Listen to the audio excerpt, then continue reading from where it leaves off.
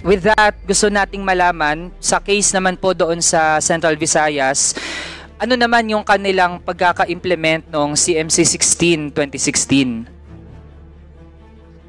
Your Honor, thank you. Specific po yun, sinusundan po namin yung, yung directives po dito. Kung ano pong nakalagay po sa CMC ay ganun po yun, sir, ang nire-relate po namin sa mga tauhan namin. As to the just the same na sinabi ni General Albayalde, how we gathered the evidence para po mag-file ng operations ay may sinusundan po yun, sir. Okay, then pagka may enough evidence, anyway, authorized naman po sa batas yung mag-bypass, diba? So, pag na-confirm ng mga tao namin, they conduct either mag-apply ng search warrant or they conduct the bypass operations. Ganun po, sir, ang procedures doon. Mr. Chair, pagdating po dun sa mga binabanggit ng police na mga suspected na mga drug pushers man, halimbawa yung often cited po na nanlaban, sa ganun pong mga instances na merong nanlaban, pwede po bang maipaliwanag sa ganung mga instances, ano po ang ginagawa ng police? Pagka meron pong casualty, actually, ang nanlaban na term is used by the media, Your Honor, but pag meron pong casualties during the police operations, ay meron po kaming built-in procedures doon. Immediately po ay ang IAS namin ay nagkakandak po ng Internal Affairs Service namin, immediately conduct their motu proprio investigations doon. Kami rin po ay inimbestigahan yung mga tao namin at inaalam kung ano nangyari, at yung mga direct commanders nila were directed to submit the report on what happens or what is the actual incident nangyari po sa operations na yun po, sir. At if the evidence warrants for the filing of the case against our people, it's our Internal Affairs Service office that handles for that, sir. So sa ganong mga instances, Mr. Chair, ano din ba ang range na mga pwedeng gawin ng police? Kasi pag nanlaban po, may range din po yun eh. Pwedeng nanlaban ka parang nagbabudge ka, o iba din kung yung nanlaban ay merong baril, ganon. So, ibig sabihin, ano ang tolerance din na ine-execute? Ano ang mga pwedeng gawin? At ano yung hindi pwedeng gawin nung police sa ganong mga instances? Ang guidance po namin, sir, just like sinabi ni General Albayalde na we observe the human rights, is kung may imminent threat po sa life ng mga enforcers po. If there's an imminent threat at alam nila na may delikado rin po ang buhay nila while conducting the operations, then it is on their discretion to defend themselves against overpowering opponent po, sir. So yung procedures po ba na yun ay meron pong reference, Mr. Chair? Nakasulat po ba yun? O ano din? Kani-kanyang diskarte din? I think, sir, mukhang meron naman ata yan, sir, kasi yun po yung nire-relay po namin sa mga tao, sir. So ano po yung reference na iyon? Can our former PNP chief cite that, Mr. Chair?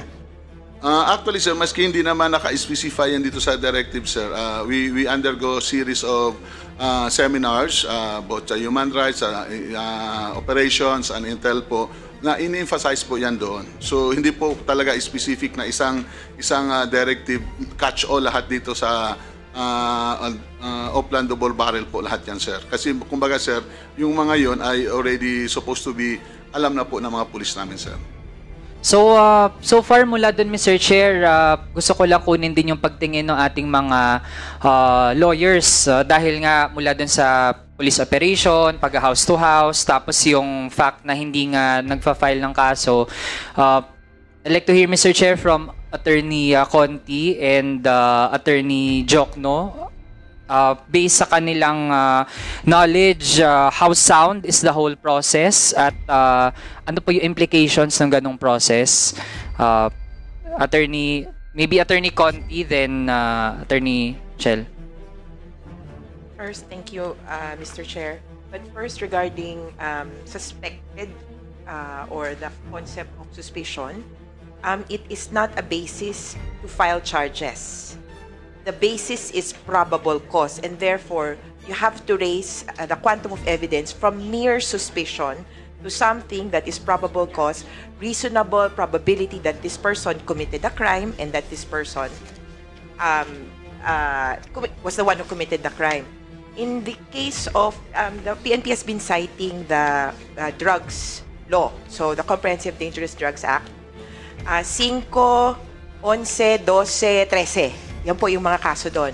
5 is sale, 11 is possession of drugs, 12 is possession of paraphernalia, 13 is use.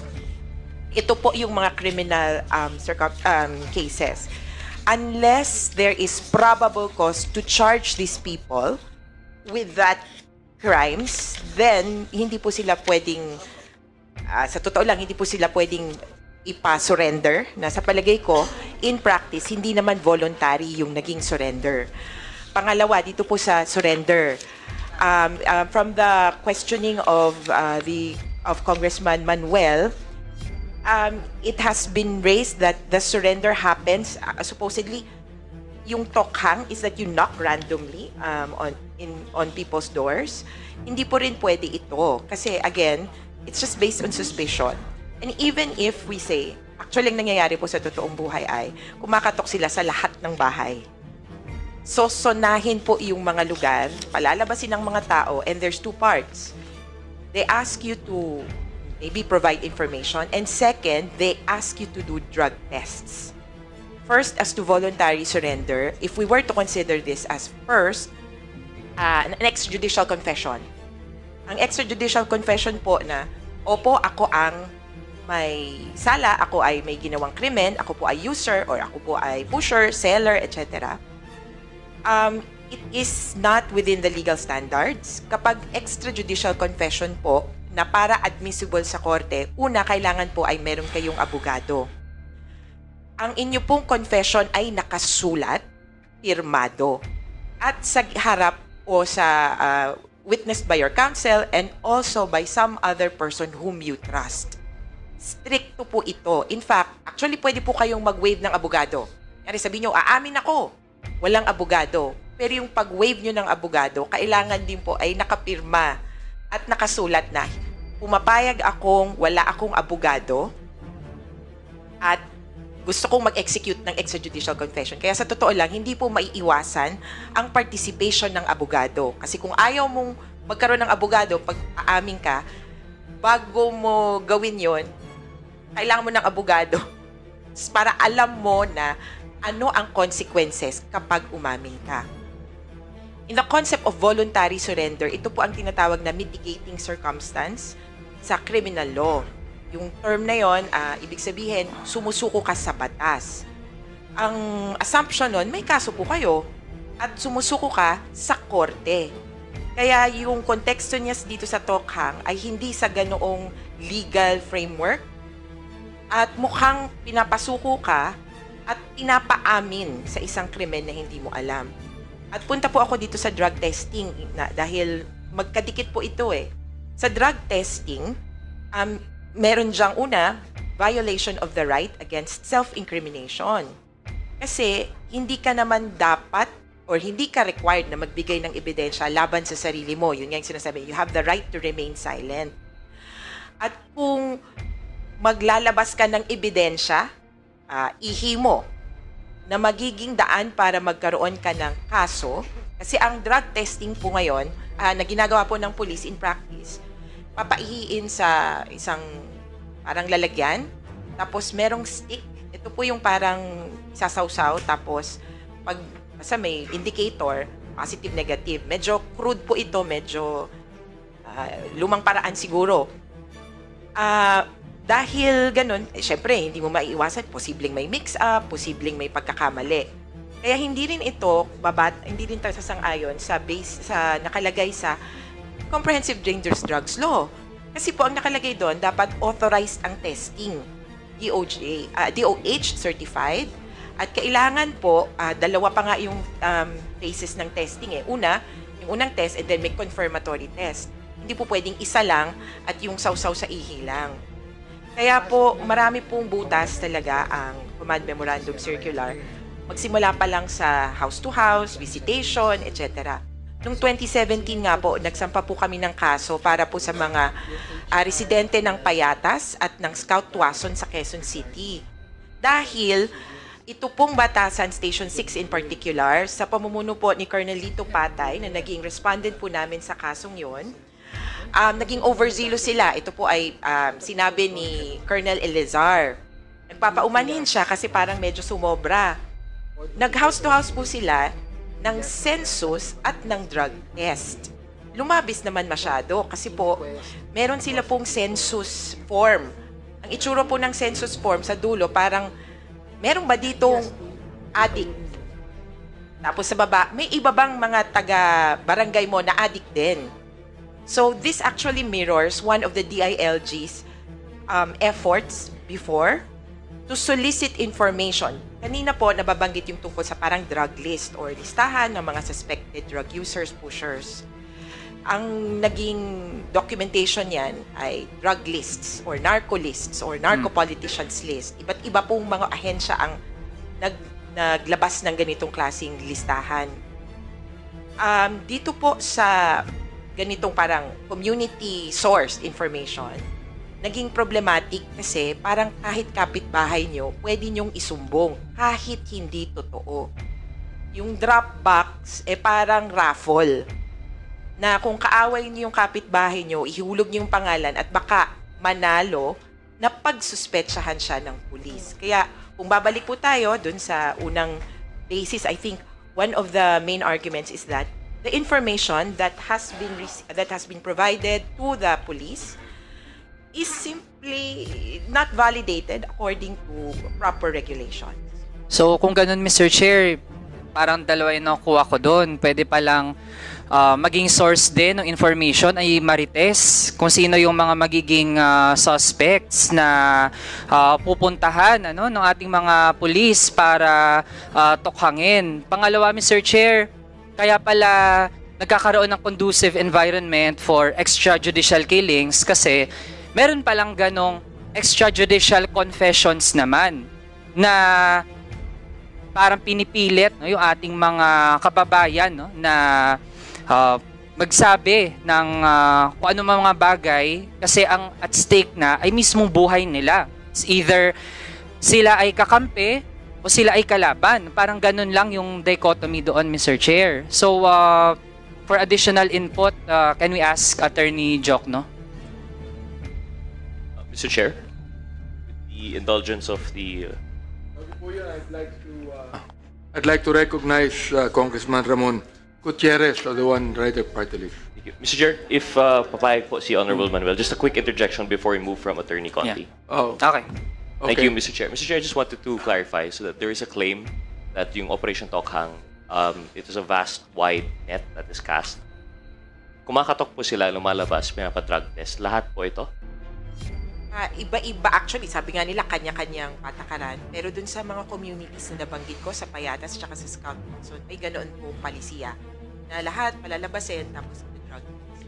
Marami pong mga news reports tungkol po dito sa pagsusona. Mr. Chair, were we submitted documentation of this claim? If we may ask the Comsec. If there was any, or if we may ask Attorney Conti if they submitted documentation of that. I think, Mr. Chair, Your Honor, we can provide a copy of the prohibition petition that we filed in 2017. It contains the statements of the witnesses para po may level of certainty in the proof, hindi lang police reports. We will... Yes, Your Honor. Mr. Chair, I request that this representation be also given a copy of the same. Thank you very much, Mr. Chair. Okay. Okay. Mr. Chair, can we hear from Attorney Joc, no? I think Your Honors, I think the law is clear as far as the job of the Philippine National Police is concerned. They are there to gather evidence and then apprehend people who are committing crimes and engaged in criminal activities. Kaya po kami nagtaka nung nabasa namin yung Command Memorandum Circular 16-2016 dahil maliban dun sa pag-case build-up o pangongolekta ng ebidensya, maliban din sa pang-aaresto, ay may nakasingit na salita na nabanggit ni Congressman Manuel. Pakilakas po, pakilakas. Kaya po kami nagtaka nung nabasa po namin yung Command Memorandum Circular 16-2016 na maliban doon sa pangongolekta ng ebidensya, pagsagawa ng case build-up at pag-aaresto ng mga kriminal, ay may nakasingit na salitang negation at neutralization. Ang klaro naman sa mga manual po ng PNP na pwede silang gumamit ng lethal force only in very limited circumstances pagka talagang lives are in danger. Pero dalawa po yung pinagtatakahan namin doon na since their job is to collect evidence and then arrest people engaged in criminal activity, bakit pa kailangan lagyan ng negation at neutralization? Clear naman yon na hindi kasama sa trabaho nila yon. And it's also clear from the manuals of the Philippine National Police na pwede lang silang gumamit ng force, lethal force, in very, very limited circumstances. At bawal din ang excessive use of force. So yun yung pinagtatakahan din namin sa Command Memorandum Circular 16-2016. These are also arguments that we have brought to the court, the Supreme Court. Okay. Mr. Chair, ito na lang ilang mga punto. Mr. Chair, sabi sa The Drug Archive, isang collaborative project ng Ateneo School of Government, De La Salle, Philippines, UP Diliman, tsaka Center for Investigative Journalism sa Columbia University. Sabi po nila, the deadliest months, yung sa Tokhang, were the first 3 months after former President Duterte was sworn in. Kasama po dyan July 2016 with 738 recorded deaths. August 2016 with 633 deaths. Tsaka September 2016, 690 deaths. Nasa ilalim po ba ito ng term ng ating mga former PNP chief? Your Honor, hindi pa po ako designated doon sa 2016. Hindi pa po ako general doon. How about po kay former PNP Chief Albayalde? It was former Chief Senator Bato, who is the Chief PNP then, Mr. Chairman. Mr. Chair, was it either of our former PNP chiefs present na nag-issue din itong ating pinag-usapan na Command Memorandum Circular 16, Series of 2016?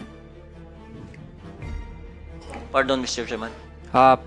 Kayo po ba, Mr. Chair, yung pumirma nitong Command Memorandum Circular 16, Series of 2016, na basis ng Oplan Tokhang at yung double barrel? It was then Chief PNP Senator De La Rosa, Mr. Chairman. So, kung ganun, Mr. Chair, then I think there would be basis, lalo pat yung pinakamadugong mga buwan ng Oplan Tokhang ay sa ilalim ng former PNP Chief Ronald De La Rosa, then Mr. Chair, I think it would be enough basis para imbitahan din siya dito sa ating hearing, lalo na't Mr. Chair, may mga tanong pala na siya talaga yung makakasagot. No? And Mr. Chair, of course, nakadepende ito sa wisdom ng committee, pero ako din, I think isang mareraise po dito ay usapin ng inter-parliamentary courtesy. But Mr. Chair, there was a precedent na House member din inimbitahan sa Senado at nag-appear, Mr. Chair. So, if we stand na hindi po mas mababang kapulungan ang House of Representatives and the Senate can invite members of the House, then I think yung kabaligtaran dapat pwede rin, Mr. Chair. And if there are people who are really adamant against investigations of the ICC kasi tinuturing na foreign body siya, then we have a local avenue here dito sa committee, Mr. Chair, para magpaliwanag sila at sumagot ng mga tanong once and for all. So, yun na lang muna sa ngayon, Mr. Chair. Salamat. I would like to inform our good Congressman Party List Kabataan that we have always informed Senator De La Rosa on this hearing, no? And if he would like to attend, he is welcome to attend. But of course, he will still follow the parliamentary courtesy, being a sitting senator. O, yan ang gagawin po natin. Now, personally speaking, kung General Abillate, I support the anti-drugs campaign. I do not want drugs to permeate in our society. I support that, no? If you have actually arrested a lot of drug pushers, for example, so ako, pag drug addicts, dapat yan rehabilitate eh. Pag drug pushers, that parusahan yan. You see that? So, ako sinusuportahan ko yan. Ang hindi ko lang sinusuportahan, yung 6,000 na biktima. Yung mga namatay. You yourself has indicated that there was a violation of human rights during the war on drugs. Hindi papasubalian yan, no? Okay, although, personally, I would support the anti-drug war, yet I do not think that it would be useful for us to be able to see more than 6,000 people getting killed in this drug war. Yun lang po yung sa amin dito. Yun ang ating piniimbestigahan dito. We're not investigating those that have been arrested. We are investigating those that have been killed without due process of law. Yun lang po ang gusto kong sabihin sa inyo rito. Okay? So, now, we would like to ask, no, I think, bago ko tawagin itong iba mag-interpolate, gusto ko munang tawagin si Asek Cratio ng DILG on what he thinks about what we have been discussing, no? Because under the DILG is our Philippine National Police. Go ahead. Good afternoon, Mr. Chair, and honorable members of the Committee on Human Rights and colleagues and different government agencies and guests. Sir, this representation respectfully manifests the Department of Interior and local government's acknowledgement of the seriousness of the Congress-initiated investigation and review of the slain victims of the government war on drugs. Sir, DILG supports Congress in this session and in these efforts. Thank you very much, sir. In this juncture, I would like to commend DILG because in their war on drugs, almost no one has been killed. Pwede pala mangyari yun eh. Di ba, Asek Cratio? Pwede pala mangyari na you have been there for more than a year, yet no one has been killed. Yet you are able to apprehend drug lords. You're able to, just recently, in Cebu, 40 billion worth of drugs has been seized. Diba? I mean, I commend the DILG for realizing that you can have the anti-drug war without any victim at all. Your comment? Maraming salamat po, Mr. Chair. Yan po ay nangyari sa lahat po ng pagtutulungan ng lahat po ng